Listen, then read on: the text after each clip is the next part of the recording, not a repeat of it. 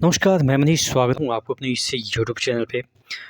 दोस्तों, एक बहुत बड़ी अपडेट है कि पहले तो बिहार में जेईई की वैकेंसी आने वाली है। इलेक्शन से पहले कुछ ही महीनों में आपकी जेईई की वैकेंसी आएगी। चूँकि पिछली बार की जो वैकेंसी अभी नियुक्ति चालू है, उसमें केस के अकॉर्डिंग भर्तियाँ हुई, यानी कि एग्ज़ाम का उसमें वेटेज है वो ना के बराबर कर दिया गया। प्रीवियस ईयर के जो आपके एक्सपीरियंस है उसके आधार पे बच्चों को लिया गया, या आप कह सकते हैं कि उसी के आधार पे नंबर डिस्ट्रीब्यूट किया गया। चलिए, लेकिन इस बार जो एक अपडेट आई है वो है सबसे बड़ी चीज़ कि बीटेक जो डिग्रीधारी हैं, आज के न्यूज़पेपर में जल संसाधन विभाग में बहाली नियमावली पूरी तरह वैध है। यानी कि जो अभी बीटेक कर रखे हैं या बीई कर रखे हैं, उनको बिहार में जेईई के लिए अपॉर्चुनिटी मिलनी चाहिए, ऐसा कह के पिछली बार की जो वैकेंसी है उसी में केस किया गया था और केस का निर्णय कल ही आया है। आप देखेंगे कि 2023 के जो संवर्ग है उसको चुनौती दी गई थी कि जो भर्ती नियम है 2023 के, उसमें बीटेक वाले को क्यों नहीं रखा अपॉर्चुनिटी दिया जाए, जब कि बीटेक के अंदर ही काम करते हैं जेईई वाले, यानी कि एई के अंतर्गत ही वो लोग काम करते हैं। तो बीटेक वाले बॉस हो सकते हैं, लेकिन बीटेक वाले अपने जिसका बॉस हो सकते हैं वही पोस्ट के लिए वो एलिजिबल नहीं है। ठीक है, ऐसा कह के यहाँ पे चुनौती दी गई थी। और इसमें एक कॉपी ये भी लगाया गया था कि जितने भी सेंट्रल के जो आपके जेईई की वैकेंसी है उसमें तो बीटेक वाले अलाउ हैं। जैसे अगर हम बात करें बीटेक, क्या आप कह सकते हैं कि लेवल 2 के पोस्ट के लिए बीटेक वाले को अलाउ करते हैं। जैसे आपके एएलपी हुआ, उसमें बीटेक वाले अलाउ हो जाते हैं। मैकेनिकल से अगर आपने बीटेक कर रखा है तो पर भी आप अलाउ कर दिए जाते हैं।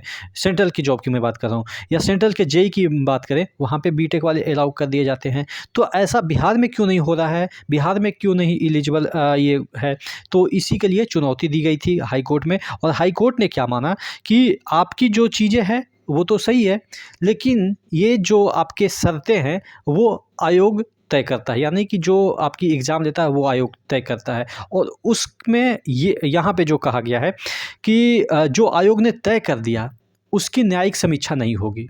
ठीक है, आयोग ने जो तय कर दिया कि हम बीटेक वाले को मौका नहीं देंगे, मिनिमम जो क्वालिफ़िकेशन है उसी को सिर्फ मौका देंगे, तो ये आयोग का जो है वो निर्णय है। और आयोग अगर चाहती है कि हम उसको मौका नहीं देंगे तो उसमें न्यायिक समीक्षा का मौका नहीं बनता है, यानी कि न्यायालय इसमें कुछ नहीं कर सकती है। इसीलिए आपका जो बीटेक है उसको यहाँ पे योग्य नहीं माना जाएगा।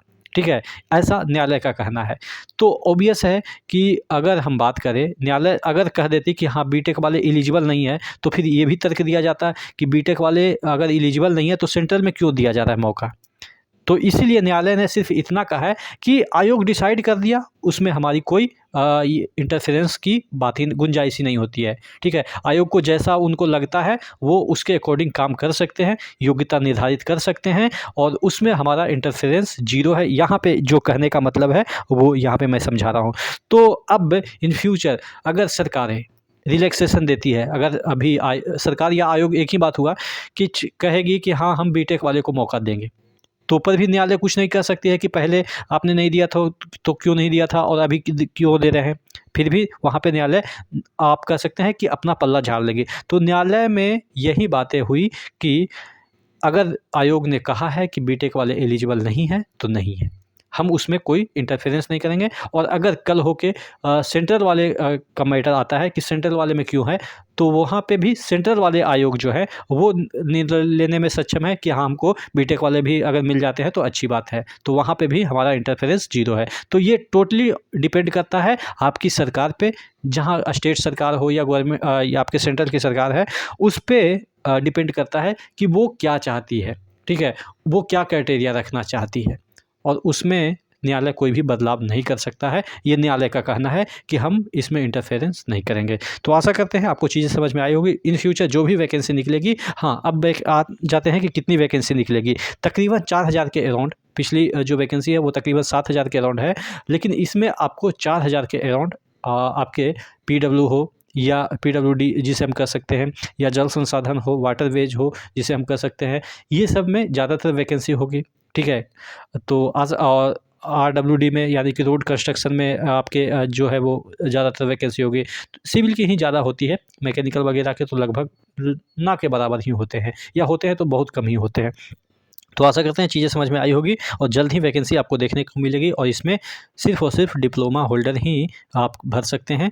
और यहाँ पे संविदा वाले को हाँ, कुछ ना कुछ तो इसमें भी छूट रहेगी संविदा वाले को, लेकिन हाँ, आपको ये नहीं है कि डिग्री के आधार पे आपके कितने परसेंटेज है, उसके आधार पे आपको नौकरी मिलेगी, वो अब इस बार भूल जाइए, ठीक है? आपके जितने भी एग्ज़ाम होंगे, उसी के आधार पे ही आपका सिलेक्शन होगा। आशा करते हैं चीज़ें समझ में आई होगी। नेक्स्ट वीडियो में मिलते हैं, तब तक के लिए जय हिंद।